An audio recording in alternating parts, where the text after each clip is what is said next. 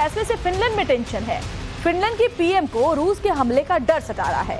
रूस हमला कर सकता है, सना मरीन ये कह रही है। युद्ध में रूस जीता तो अगले देश पर हमला करेगा और वो हो सकता है फिनलैंड। अच्छा, क्यों हो सकता है, इसको ऐसे समझिए, क्योंकि जैसा कि आपको पता है यूक्रेन नेटो में शामिल ना हो, इसीलिए उस पर हमला किया गया। फिनलैंड और स्वीडन को भी पुतिन यही कहते रहे कि नेटो में शामिल नहीं होना, अगर आप शामिल होंगे तो आपके ऊपर भी हमला होगा। यही वजह है कि फिनलैंड को अब इसका डर सता रहा है। We don't know when the war will end, but we have to make sure that it will end. Ukrainians win. I don't think that there's any other choice. If Russia would win the war, then we would only see decades of this kind of behavior ahead of us. I think other countries are looking very closely what is happening now in Ukraine. And if Russia would win, then it would send a message that you can invade another country, you can attack another country, and you can gain from that. तो सना marine कह रही है कि Ukraine के बाद अगला target Finland हो सकता है। अब आपको पुतिन का वो फैसला बताते हैं जिससे फिनलैंड, पोलैंड जैसे देश डरे हुए हैं। पुतिन ने हाल ही में सेना प्रमुख सर्गेई शोइगु को ऑर्डर दिया कि जल्द से जल्द 5 लाख नए सैनिकों की भर्ती करो। और चलिए इसको और बेहतर तरीके से आप समझिए, पुतिन ने रक्षा मंत्री को सैनिक भर्ती का जो टारगेट दिया है, उसने ये जो तमाम देश हैं उनकी टेंशन को बढ़ा दिया कि आखिर क्यों भर्तियां कराई जा रही हैं। यूक्रेन को जब जीतने का दम भर रहे हैं पुतिन, तो फिर अब आगे की तैयारी क्या है, अगला टारगेट कौन हो सकता है। 2026 तक रशियन आर्मी को 15 लाख करने का निर्देश पुतिन की तरफ से किया गया। इसका मतलब तो साफ है कि आगे भी लड़ाई को इसी तरीके से आगे बढ़ाएंगे। और यूक्रेन के बाद अगला टारगेट कौन होगा, वही देश होंगे, या तो वो नेटो में शामिल हैं या वो देश जो नेटो में शामिल हो सकते हैं। इसीलिए सना मरीन डरी हुई हैं। इसके अलावा देखिए, आपको ये भी बता दें कि पुतिन के ऑर्डर के बाद एक्शन में रक्षा मंत्री सर्गेई शोइगु हैं, यानी कि जो भर्तियां हैं उसको करने के लिए एक्शन में आ चुके हैं रक्षा मंत्री।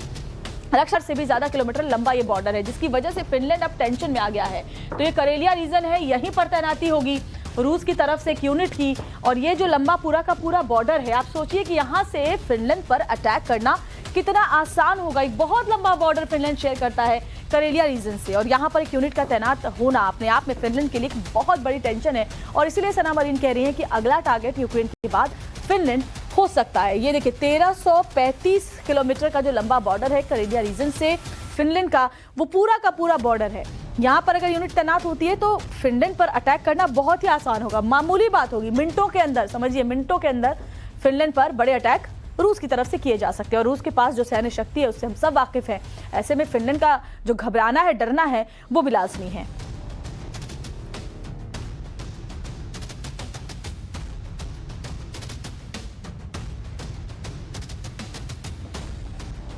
और दरअसल पुतिन अपनी सैन्य शक्ति भी तो बढ़ा रहे हैं। पुतिन का जो टारगेट है वो 15 लाख की आर्मी को तैयार करना है, लेकिन इसके बाद पुतिन की सेना कितनी ताकतवर होगी, क्या दुनिया की सबसे ताकतवर आर्मी बन जाएगी। चलिए आपको दुनिया की जो टॉप 10 आर्मीज है उसके बारे में आपको बता देते हैं। तो दुनिया की टॉप 10 आर्मीज के चीन के पास 20 लाख की सैन्य क्षमता है।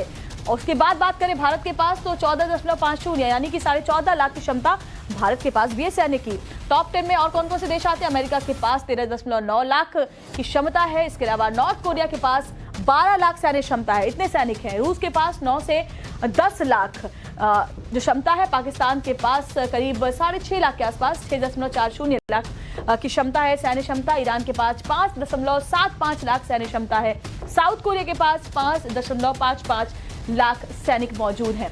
तो ये टॉप 10 आर्मी है। वियतनाम के पास 4.70 लाख सैनिक है। मिस्र के पास 4.50 लाख सैनिक है। तो ये तमाम विश्व के जो 10 देश हैं उनकी लिस्ट हमने आपको बताई कि किसके पास कितनी सैन्य क्षमता है, जिसमें सबसे ऊपर है चीन और उसके बाद है भारत। और ऐसे में अब पुतिन ने भी ये साफ साफ कह दिया है कि करीब 15 लाख क्षमता करनी है।